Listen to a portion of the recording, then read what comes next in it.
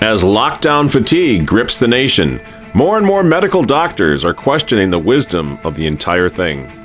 A courageous Polish priest shows the world exactly how to handle the new Gestapo of the medical dictatorship.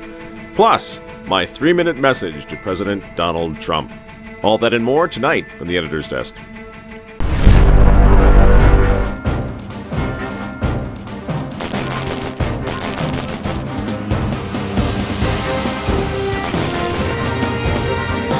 Hello again, ladies and gentlemen. Michael Matt coming to you once again from the offices of the Remnant newspaper. Did you ever notice that sometimes the best response to tyranny is to just mock the living daylights out of the tyrants?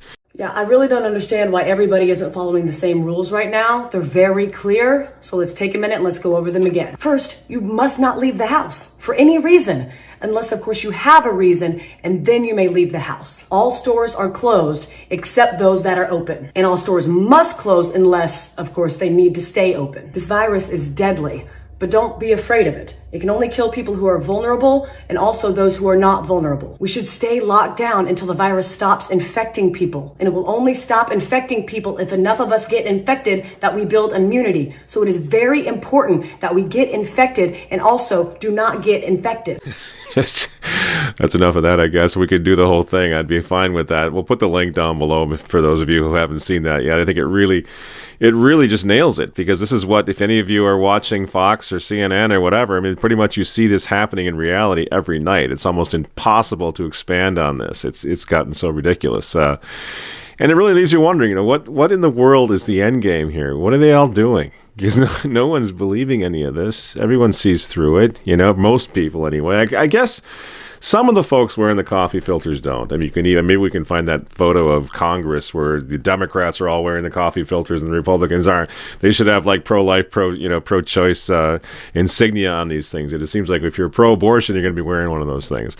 You're not going to get me to wear one of those. You're just not. I just can't. There's no way I'm going to stick one of those on my head, We recommend that people who are sick wear a mask. We recommend that people who are around someone who's COVID positive wear a mask, but do not recommend that the general public wears masks as a protective mechanism. And as soon as you make fun of it a little bit at the store or whatever, everybody's quite willing to say, yeah, I know. This is ridiculous. It really is. Because the reality is, we're seeing through this. You can see politics dripping and hanging over every aspect of this now. And everybody pretty much knows we're not Northern Italy. And guess what? The hospitals and nursing homes in this country are handling this pandemic. Hey everybody, just a really quick message from the Remnant TV crew. We've been talking about this, and it's impossible to get Michael Matt to promote his own newspaper and website in his shows. We've given up trying. He won't do it. He's not about self-promotion or anything like that. The Remnant is so much larger than this channel. It's a website, remnantnewspaper.com, but first and foremost, it's a newspaper. If you like what we do, you want to see us succeed, you want to help us keep the lights on, please consider subscribing to this newspaper. If you want to go to remnantnewspaper.com, you can subscribe right here. The subscribe button's right there on the toolbar, and it's a bi-weekly, and we would just really appreciate some help, some support. And again, you won't be hearing this from Michael Matt anytime soon, but hopefully he allows us to stick this in his video. Don't forget to like, comment, and subscribe. All right, I think I covered all my bases. Back to you, Mike.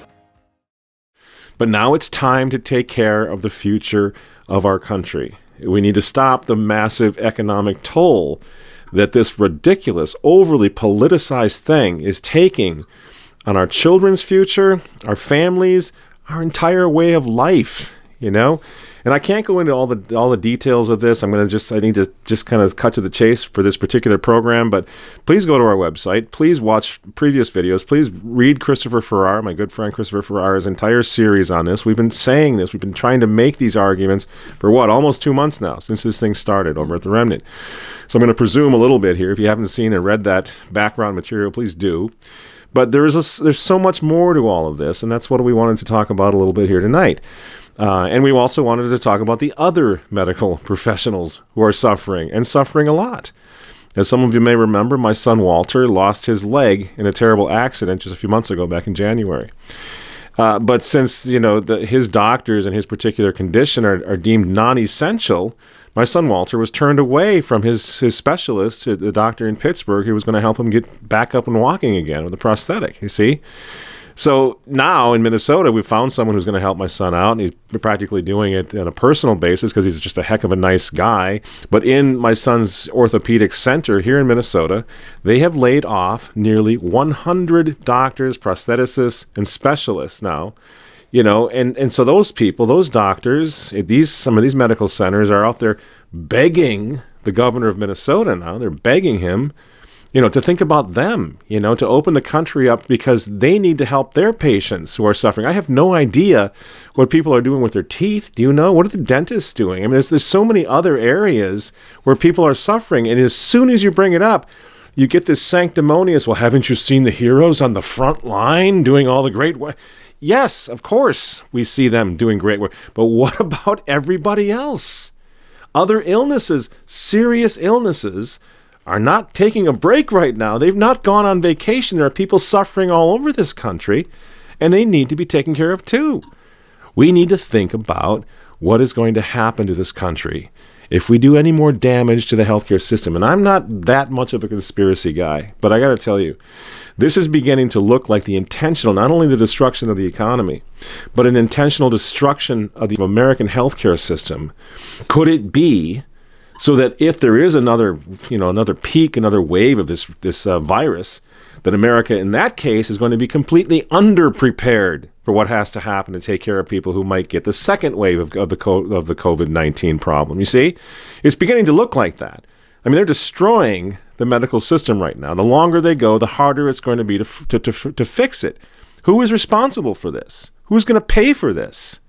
You know, I'm from Minnesota. The Mayo Clinic is right here, one of the greatest hospitals in the world, the Mayo Clinic. And now they just announced they've furloughed or cut pay for nearly 30,000 healthcare workers as this lockdown now just decimates truly one of the best healthcare systems in the world. Who's responsible for this?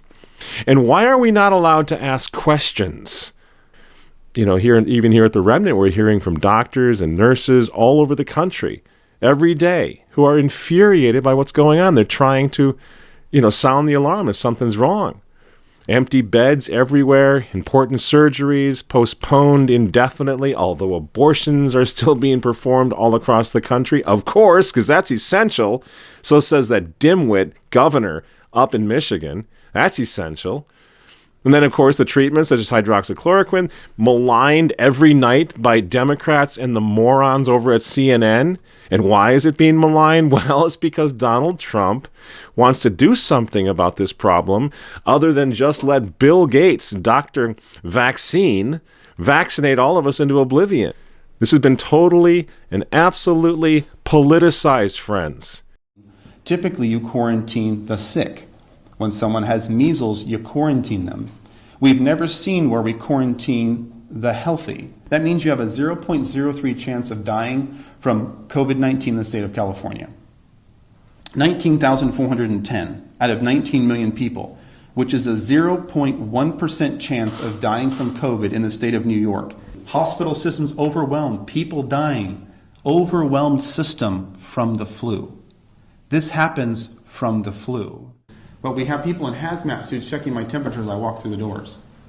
He's like, something else is going on here. This is not about science, and it's not even about COVID. When they use the word safe, if you listen to the word safe, that's about controlling you. And this is just a test case. They're going to do the same thing with climate change, with the climate legislation, the 2030 UN agenda that's coming. Guess who's going to be policing us then? We are. We're going to be policing each other over that, too. You got too many cylinders. Your carbon footprint's a little bit too large. And we're going to have friends and family and neighbors now calling in because they can look at what happened during the COVID pandemic of 2020 and say, yeah, man, everybody cooperated. We scared the hell out of them, and they started narking on each other and turning each other in just like we wanted them to do. You see how we were played? They're going to continue with this universal globalist vaccination project come hell or high water. That's what they're going to do. With so many efforts being made like yours, the government is also doing one, the British government is doing one, the Chinese are undoubtedly doing one. we'll actually end up with a vaccine much faster than people are predicting? The idea of being manufactured by the end of the year, that's beyond my what's likely. Dr. Fauci and I have been fairly consistent in saying 18 months to not create expectations that are too high, because this influences, short of a miracle set of therapeutics, this influences when we get to go back to true normal. And we got to ask ourselves, are we really going to let these nerds continue to do this to us? Are we really, as a nation, going to go down this road again with the vaccination bit? Remember the swine flu scare of 1976? That was the year the U.S. government told us all that swine flu could turn out to be a killer that could spread across the nation.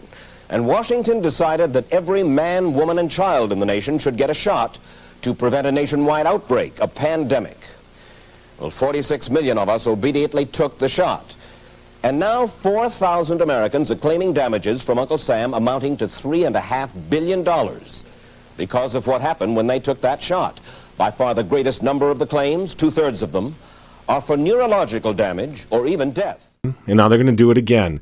Bill Gates wants to do it all over again. He's going to rush this vaccine for us so he can save us. Oh, he's going to do it within 18 months. It's going to be an amazing accomplishment. No thanks, Bill. No thanks. And he's going to do this, by the way, in record time. All he needs is 18 months of economic shutdown and government lockdown to make this happen. Can you believe that anybody is still listening to this weirdo? After 18 months of this, what is going to be left? Are we going to be living in a police state? Something like this? Here come the big, brave troops of the New World Order. There's a little priest in there saying a mass. This has got to stop. Like, they got their coffee filters on, the whole bit. Now, this priest, by the way, he's trying to say the traditional Latin rite. He's been in trouble for some time, we are told, because he wants to discontinue saying the Novus Ordo Mass. So he's already considered a rebel. Now, look at him. Look at this guy. He's just standing right up to these guys. This is what a Catholic priest does. It's Feast of St. George. These guys interrupt his Mass. You know, he's out there in the parking lot trying to do the right thing, just like we're doing here in St. Paul. Take a look at these guys. I mean, the priest is so strong. He's so confident. Look at that. That's a Catholic priest. And he keeps repeating that he's not broken the law, which clearly he's not done. And at some point now, I think it's right in here somewhere, he looks at the policeman and he says, I love this, he says, "My Lord, what have they done to you? You look like you're ready to dive at least 10 meters down. Have you forgotten your own faith?" Look at his character with the gas mask. Unbelievable. And they just continue to harass him. You can see he's gaining the edge because he knows he's in the right. Look at him go. I love this guy. That's the face of a Catholic priest. And he says, "What will you do with us? Are you planning to shoot us, torture us, if they give you that order?" He says, towards the end of this now, he says, "Listen, I got to offer Mass."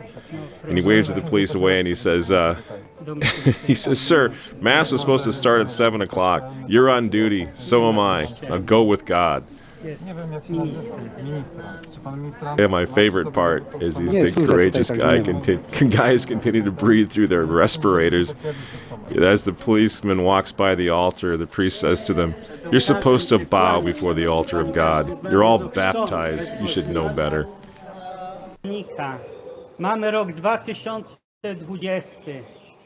Well, if we had more priests like that, and we're seeing more priests like that, we're seeing people, you know what?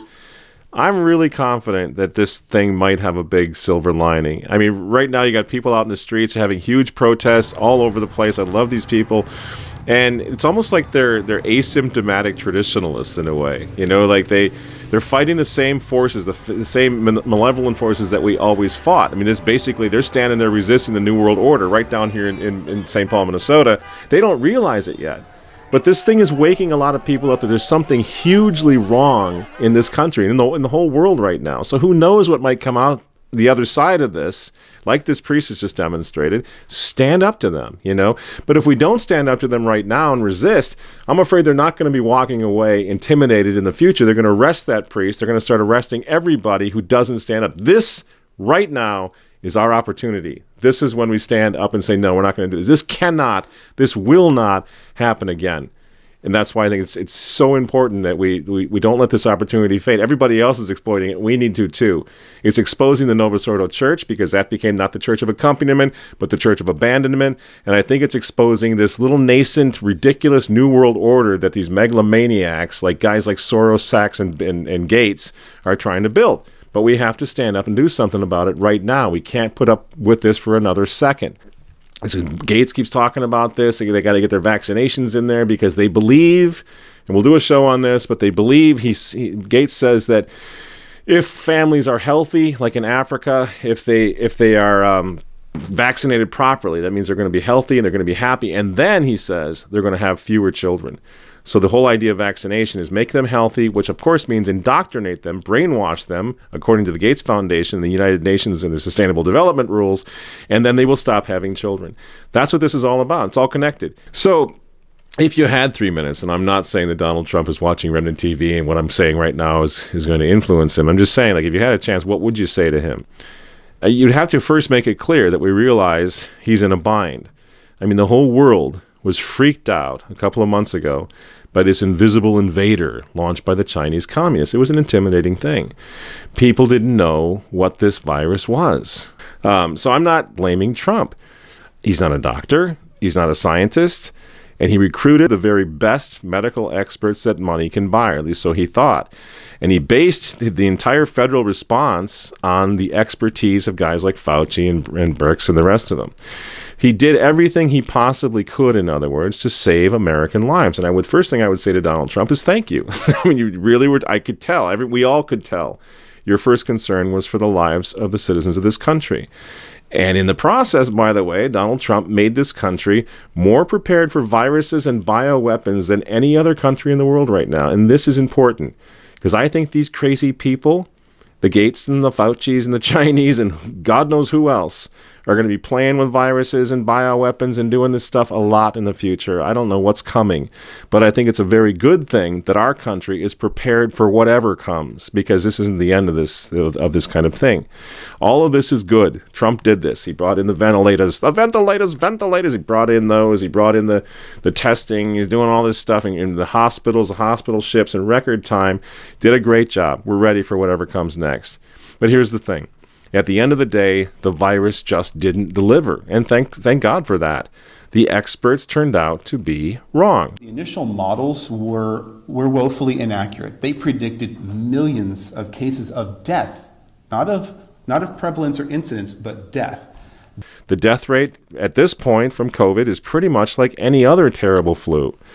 You know, I know at one time that was heresy to say that, but now everyone's basically saying that. We have 50,000 dead in America right now. The last time the flu came through, 2017 season, we had 80,000. So we're in the ballpark. And now the antibody tests are showing that millions of Americans have had this virus. They were asymptomatic. They recovered from it. And now they have the much needed antibodies, which will strengthen the entire country through the herd immunity. Exactly as, I hate to say it, but we were arguing in early March. Put the kids back in school, get the immunity, the herd immunity back up, let them catch it, especially in this case where kids especially were not vulnerable to this thing at all. Let them get it to help strengthen the country. And I think maybe that's already starting to happen, because it appears that this virus was around for a long time, long before any social distancing was kicking in, by the way. And now summer is here. The virus is going to go where viruses always go, and life can go back to normal if the politicians will allow it to happen. So that's, what I would like to say to Donald Trump. If I had the 3 minutes, I would, keeping in mind again that we absolutely need to get this man reelected in November, because the alternative is hell on earth, and it's the end of this country as we know it. So I would say to him, to the president, if I had 3 minutes, Mr. President, I am the editor of the oldest traditional Catholic newspaper in the world. I think I speak for a lot of traditional Catholics, which is a growing number of Catholics who are sick and tired of the way the Catholic Church has also gone far, far to the left over the past 50 years. So we're a traditional Catholic newspaper. Mr. President, when you first threw your hat into the ring to become president, to run for the White House, we had options. We had options such as Marco Rubio, Jeb Bush, Chris Christie, all Catholics, by the way, but we didn't select those options. We became, here at the Remnant, among the very first to endorse you for the presidency. Because, quite frankly, we had had enough of the rhinos, enough of the Republican neocons pretending to be conservative, and of course they weren't. Even on the pro-life issue, they pretended like they were pro-life, but were they? Every single one of them, all the way back to the Gipper, had a pro-choice wife, pro-abortion wife. I stopped voting. It got so bad when they rolled Mitt Romney out. That's enough of that. He's as conservative as Bill Gates. I'm not going to vote for that clown. And then Donald Trump, the businessman, comes along. We said, yeah, let's give him a try. He's got it. It hasn't been tried yet. It's worth a try. Let's do it. And I would say to Trump, if I could speak to him today, I would say we have no regrets for being among the first to endorse you. In fact, we thank you for standing with small businesses like ours. We thank you for defending our religious freedom, standing with the Little Sisters of the Poor. Well played, Mr. President. We thank you for that. We thank you for standing with the pro-life movement, standing with the unborn in this country. It means a lot. It means everything to us. And now, out of concern for our mothers and our fathers, the older people in our community, you tanked your own booming economy, Mr. President. You did it because you thought you were doing the right thing. You thought you were going to save lives. You tanked your own booming economy. But the reality is that now that the virus has proved to be much less deadly than the experts thought, we need you to let us take it from here. We know how to take care of our mothers and our fathers and our grandmothers and our grandfathers. You know, we've been doing that for a lot of years, for generations, in fact. When somebody has the flu, you stay away from them. You take care of them, you protect them, but you isolate them. We can do that on our own. We don't need the federal government to tell us how to do that. And also, Mr. President, we realize that you need to play this thing out. Politics are involved here on all sides, and some of it's important because you need to get yourself reelected. But you've got a big problem. If social distancing saved millions of lives in March, then the lack of social distancing is going to kill millions in June when we lift this thing, or in July, or whenever, until Bill Gates and his friends have vaccinated us all and turned our country into a police surveillance state. You see, at some point, we have to question social distancing. We have to question the lockdown, the stay-at-home orders. When I look at the basic tenets that we know of microbiology, and I say, do we need to still shelter in place? Our answer is emphatically no. You can't let them turn America into that medical dictatorship, into a surveillance police state. It was a mistake, sir, to lock the country down. We know it was done for all the right intentions, but it was a mistake. And the only way out of this now is to admit that it was a mistake. It should never have happened in the first place, and it can never happen again. Your base, Mr. President, is still with you. Your base will reelect you. But if the country is locked down for much longer, you will lose your base and you will become a one-termer, and nobody wants that. Again, everyone was terrified of the virus. There's no shame in that. Everyone will remember what you did when you blocked flights coming in from China and everything you tried to do to save lives. You were a statesman who put the state and who put his people first. But the experts were wrong, and so now we have to beg you, please, let your inner statesman loose once again, Mr. Trump. You wanted to open this country in Easter at Easter time. Remember? We remember that. You were right. They knew you were right. But the experts and their water carriers in the media crucified you for that because there was political gain from keeping this country locked down. But nobody who supports you, Mr. Trump, is listening to CNN. Who cares what they say? If you open this country up now, there will be a shout of freedom so powerful that you will be able to ride it right into a second term. Just do it. And your base will hail you not only for getting this country more pandemic ready than any other country in the world, but also for overcoming the globalist agenda of George Soros and Bill Gates and Pope Francis and the entire United Nations cabal. You know, they hate you. They want you to fail, all of them. If you open the country up now, you will go down in history as the man who blocked them all, who blocked their insufferable New World Order that would have crushed the United States as the first order of business if they had succeeded. You will have stopped them. So again, ignore fake news, ignore the left, Mr. President, and millions of traditional Catholics will stand with you along with millions of evangelicals who know full well that your fanatical opponents want to silence every single follower of Jesus Christ in this country, be he Protestant or Catholic. They don't care. We all need to shut up. There is no room for Jesus Christ in this new world order of theirs. And there's no room for you, Mr. Trump. Resist them, including their Svengali Pope Francis.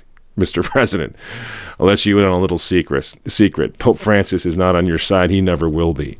He's absolutely one of them, and he will do everything he possibly can to help defeat you and to hand this country over to them. He must be opposed vigorously. Here's Pope Francis's UN advisor, Jeffrey Sachs, who also hates your guts, at a Vatican conference back in February, declaring war on what? Declaring war on President Donald Trump and every American who supports him. The U.S. is a problem. It became a far more significant problem with Donald Trump. He may or may not be president after November. And it is a dangerous country right now. It will be absolutely dangerous if Trump wins re-election. So be wary of our Pope, Mr. President. Again, he's not on your side. He's not on our side. Do the right thing. We pray for you every night, every day, and we beg you to follow your instincts. Open the country up now. Open our churches up now. Open our schools up now. Christian America will stand with you.